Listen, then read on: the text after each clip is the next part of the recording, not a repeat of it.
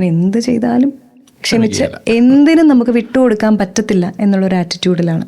ഇത് കഴിഞ്ഞു വരുന്ന തലമുറ ഒന്നും ചെയ്യണ്ട, ഞാൻ ക്ഷമിക്കാൻ തയ്യാറല്ല, ഇങ്ങനെ പോയിക്കൊണ്ടിരിക്കുകയാണ്.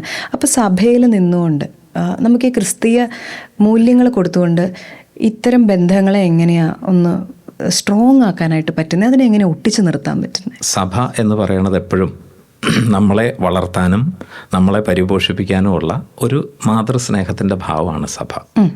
അത് തീർച്ചയായിട്ടും നമ്മുടെ കൂടെയുണ്ട്. പക്ഷെ അവിടെ നിന്നെല്ലാം കിട്ടും എന്നുള്ള ഒരു ധാരണ നമ്മൾ മാറ്റണം.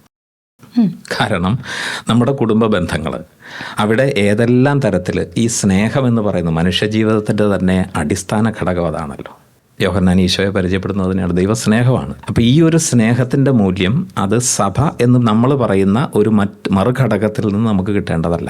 അവിടെ നിന്ന് തീർച്ചയായിട്ടും അത് വളരാനുള്ള വളക്കൂറുള്ളൊരു മണ്ണ് നമുക്ക് ലഭിക്കും.